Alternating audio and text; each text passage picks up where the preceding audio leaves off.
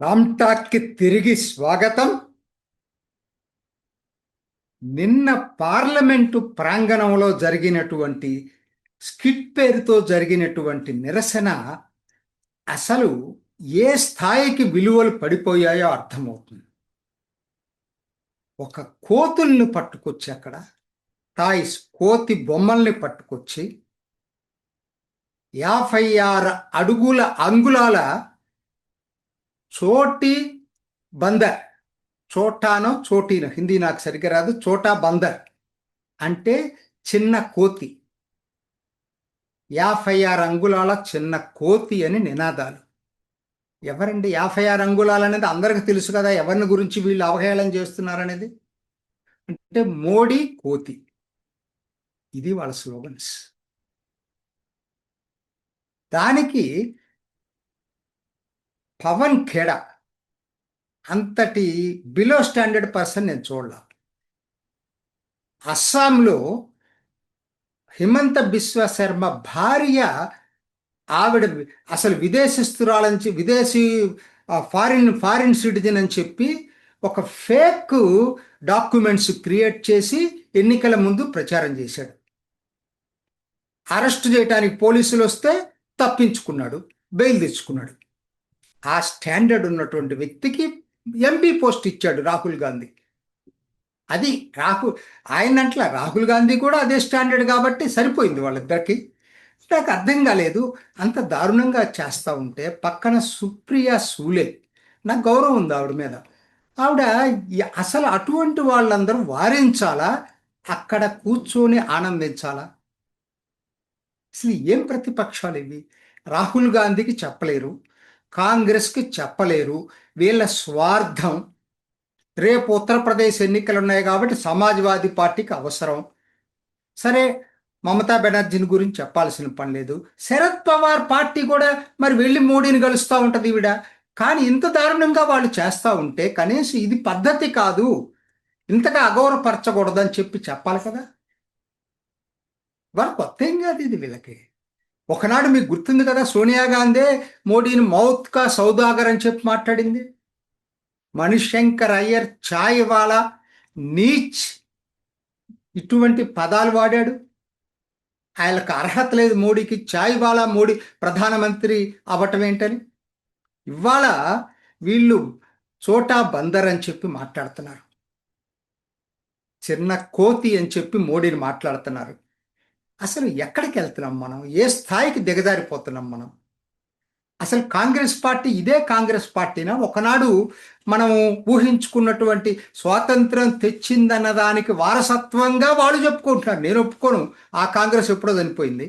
ఇప్పుడు ఇది కుటుంబ పార్టీ, అది వేరే విషయం. కానీ ఆ పేరు పెట్టుకున్నారు కదా, కాంగ్రెస్ పార్టీ పేరు. ఈ స్థాయికి దిగజారిపోయి మాట్లాడుతున్నారే. సభ్య సమాజం ఏమైందండి? సివిల్ సొసైటీ మాట్లాడొద్దంటే ఒక ప్రధానమంత్రిని పట్టుకొని అలా దారుణంగా మాట్లాడుతూ ఉంటే ప్రతిపక్ష పార్టీలు మీరు మోడీని వ్యతిరేకించండి, కానీ ఈ స్థాయి ప్రచారానికి కూడా మీరు కనీసం నోరు తెరిచి రాహుల్ గాంధీ కాంగ్రెస్ పార్టీ చేస్తుంది తప్పు అని చెప్పట్లేదంటే అసలు మీకు ఎక్కడుందండి? నాగరికత ఎక్కడుంది మీకు? అసలు బార్బారిక్ పీపుల్ వీళ్ళు. అంటే రాహుల్ గాంధీ దీనికి అంత కారణం. పవన్ ఖేడా వల్ల నేను అనుకోవట్లేదు. అసలు పవన్ ఖేడాకి ఆ ప్రాముఖ్యత వచ్చింది రాహుల్ గాంధీ వల్ల. ఆయన ఏమైనా తక్కువ తినాడా? నిన్న రచనాత్మక కాంగ్రెస్ అట, సందీప్ దీక్షిత్, షీలా దీక్షిత్, ఆవిడ చాలా డిగ్నిఫైడ్ లేడీ. షీలా దీక్షిత్ 3 సార్లు చీఫ్ మినిస్టర్గా చేసింది. ఆవిడ కొడుకు ఈయన సందీప్ దీక్షిత్. ఆయన రచనాత్మక కాంగ్రెస్ అని నేషనల్ కన్వెన్షన్ అట, దానికి రాహుల్ గాంధీ ముఖ్య అతిథి. ఇద్దరు కలిసి పెద్ద నాటకాలు ఉంటాయి చూసారా, చిన్నప్పుడు మనం చూస్తుంటాం, డ్రామాలు, థియేట్రిక్స్, అలా ప్లే చేస్తున్నారా? అసలు ఏంటా రాహుల్ గాంధీ? నాకు అర్థం కాదు. నువ్వు ఉండు అని చెప్పి వెళ్ళేసి గట్టిగా కౌగులించుకున్నాడు. గట్టిగా, మామూలు కూడా కాదు, ఒక ఉదుటుగా వెళ్ళి కౌగులించుకొని, ఇది మోడీ ఫారిన్ పాలసీ. చీ, అసలు ఫారిన్ పాలసీ ఎంత అద్భుతంగా ఉందో అందరికి తెలుస్తుంది. నేను దాని లోపల, అందుకే వాళ్ళ సబ్జెక్టు తెలియదు కదా, ఇటువంటివే కదా, అవహేళన చేయటమే వాళ్ళకి తెలిసింది. అంతవరకే కాదు, అసలు తర్వాత జరిగినది చాలా దారుణాతి దారుణం, వినటానికే అసభ్యంగా ఉంది. ఏంటంటే అదే సందీప్ దీక్షిత్ మళ్ళా వచ్చి, నేను మెలోని అనుకోలేదు కదా మీరు. ఏంటండి, ఇటలీ ప్రధానమంత్రి మెలోనీని పట్టుకొని ఇంత దారుణంగా మాట్లాడతాడా? ఎప్పుడు మోడీ వెళ్ళి మహిళలకి కౌగలింతలు చేయలేదండి. ఆ చరిత్ర ఏదనంటే మీ కుటుంబానికి ఉంది. జాన్ మత్తాయిని అడిగితే చెప్తాడు. ఆయన పుస్తకంలో ఒక చాప్టర్ మీరు బ్యాన్ చేశారు. అమెరికాలో దొరుకుతుంది, మిగతా దేశాల్లో దొరుకుతుంది, ఇక్కడ ఇండియాలో దొరకదు ఆ పుస్తకం. ఆన్లైన్లో అమెజాన్లో నేను చూశాను. అసలు ఆ చాప్టర్ చదివిన తర్వాత ఇంత దారుణమా అనిపిస్తుంది ఇందిరాగాంధీ. అంటే అవన్నీ నేను చెప్పలేను. జాన్ మత్తాయి రాసింది నా సభ్యత అడ్డొస్తుంది ఆవిడ గురించి రాసింది అయితే. సరే, ఈయన ఈ వీళ్ళకంతా అటువంటి వ్యక్తులు ఇవాళ మోడీని గురించి మెలోనీ కాదు కదా, నన్ను మీరు మెలోని అనుకోలేదు కదా అనే భావన వచ్చే రీతిలో మళ్ళా వచ్చి తిరిగి వచ్చి మాట్లాడటం, స్టేజీ మీద ఉన్న మహిళలు కిందన్న మహిళలు నవ్వుకోవటం, ఖండించలా, నవ్వటం, ఇంతకన్నా సెక్సీయెస్ట్ జోక్స్ ఇంకేమన్నా ఉంటాయా? ఒక రాజకీయ నాయకుడు, అది ప్రతిపక్ష నాయకుడు నవ్వుతాడా? ప్రతిపక్ష నాయకుడు ఖండించాల్సింది పోయి సందీప్ దీక్షిత్ని నవ్వటం, అక్కడున్న మహిళలు నవ్వటం. అసలు ఏంటి, ఎక్కడికి వెళ్తున్నాం మనం? నాకు అర్థం కావట్లా. ఇది ఇంతటితో ఆగలేదా? రాహుల్ గాంధీ మాట్లాడింది అయితే ఇస్కో ఉస్కో, నిద్ర పట్టట్లేదు. ఆ ఇస్కో ఇస్కో అంటే వాడు వీడని తెలుగులో, ఎవరిని? మోడీని. అసలు నిజంగా నేను ఇంత దారుణంగా అసలు ఎప్పుడు వెళ్ళలేదండి. అసలు నేను ఇవాళ ఒకటే అడుగుతున్నానండి, రాహుల్ గాంధీకి పార్లమెంట్లో కూర్చునే అర్హత ఉందా?